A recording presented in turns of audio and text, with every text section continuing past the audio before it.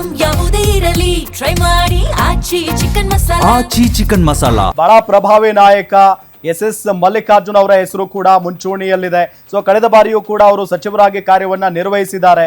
ಈ ಬಾರಿ ಅವರಿಗೆ ಅವಕಾಶ ಸಿಗುತ್ತಾ? ಅಂದ್ರೆ ಸಾದರ ಲಿಂಗಾಯತ ಇವರು ಲಿಂಗಾಯತ ಸಮುದಾಯಕ್ಕೆ ಪ್ರಭಾವಿ ನಾಯಕರಾಗಿದ್ದಾರೆ ಕೂಡ. ಜಿಲ್ಲಾ ರಾಜಕಾರಣದ ಸಂಪೂರ್ಣ ಹಿಡಿತ ಇದೆ ಇವರಿಗೆ. ಇನ್ನು ಕುಟುಂಬದ ಹಿಡಿತ ಕೇವಲ ಜಿಲ್ಲೆಗೆ ಸೀಮಿತ ಆಗಿಲ್ಲ, ದಾವಣಗೆರೆ ಅಕ್ಕಪಕ್ಕದ ಜಿಲ್ಲೆಗಳ ಮೇಲೂ ಕೂಡ ಇವರ ಹಿಡಿತ ಇದ್ದೇ ಇದೆ. ಸೊ ಆ ನಿಟ್ಟಿನಲ್ಲಿ ಇವರನ್ನ ಪರಿಗಣಿಸಬಹುದಾ?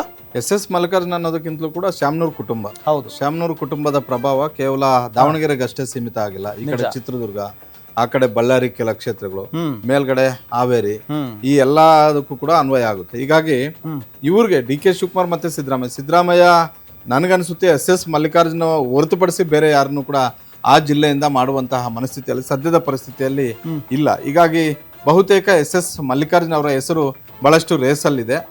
ಆಗೋದು ಬಹಳಷ್ಟು ಚಾನ್ಸ್ ಜಾಸ್ತಿ ಇದಾವೆ ಅನ್ನುವಂತ ಒಂದು ಮಾತುಗಳು ಕೆಪಿಸಿಸಿ ಅಲ್ಲೂ ಚರ್ಚೆ ಆಗ್ತಿದೆ, ಸಿದ್ದರಾಮಯ್ಯ ಅವರ ಟೀಮಲ್ಲೂ ಆಗ್ತಿದೆ, ಡಿ ಕೆ ಶಿವಕುಮಾರ್ ಅವರ ಟೀಮಲ್ಲೂ ಕೂಡ ಆಗ್ತಿದೆ. ಅಚ್ಚರಿ ರೂಪದಲ್ಲಿ ನನಗೇನಲ್ಲಿ ಯಾವುದು ಹೊಸ ಹೆಸರು ಕೇಳಿ ಬರ್ತಾ ಇಲ್ಲ. ಆ ಜಿಲ್ಲೆಯಲ್ಲಿ ಯಾರು ಇಲ್ವಾ ಅಂತ? ಮತ್ತೆ ಅಲ್ಲ, ಇದಾರೆ, ಬಹಳಷ್ಟು ಜನ ಕೇಳ್ತಿದ್ದಾರೆ, ಬಟ್ ಇವರಷ್ಟು ಪ್ರಭಾವ ಯಾರು ಇಲ್ಲ ಅಂತ. ಕರೆಕ್ಟ್. ಈಗ ಎಲ್ಲ ಕೂಡ ರಾಜಕೀಯ ಲೆಕ್ಕಾಚಾರಗಳು ಹಾಕೊಂಡೇ ಮಾಡೋದು. ಎಸ್ ಮಲ್ಲಿಕಾರ್ಜುನ್ ಅನ್ನೋದಕ್ಕಿಂತಲೂ ಕೂಡ ಶ್ಯಾಮನೂರು ಕುಟುಂಬಕ್ಕೆ ಕೊಟ್ರೆ ನಮಗೆ ರಾಜಕೀಯವಾಗಿ ಎಷ್ಟು ಪ್ರಾಫಿಟ್ ಆಗುತ್ತೆ, ಎಷ್ಟು ಲಾಸ್ ಆಗುತ್ತೆ ಅಂತ. ಬೇರೆಯವ್ರು ಕೊಟ್ರೆ ಏನ್ ಲಾಸ್ ಆಗ್ಬೋದು? ಪಕ್ಷದಲ್ಲಿ ಇದ್ಕೊಂಡು ಈಗ ಎಸ್ ಮಲ್ಲಿಕಾರ್ಜುನ್ ಬಿಟ್ಟು ಬೇರೆಯವ್ರು ಕೊಟ್ರೆ ಏನಾಗ್ಬೋದು ಮುಂದೆ? ಸ್ಥಳೀಯ ಸಮಸ್ಯೆಗಳ ಚುನಾವಣೆ ಇದೆ, ಎಲ್ಲಾ ಚುನಾವಣೆಗಳು ಇಂಪಾರ್ಟೆಂಟ್. ಟೋಟಲ್ ಆಗಿ ಲಾಭ ನಷ್ಟದ ಲೆಕ್ಕಾಚಾರ ಅಲ್ಲ, ಅದು ಯಾವುದೇ ಪಕ್ಷ ಅಧಿಕಾರದಲ್ಲಿರಲಿ. ಹೌದು ಹೌದು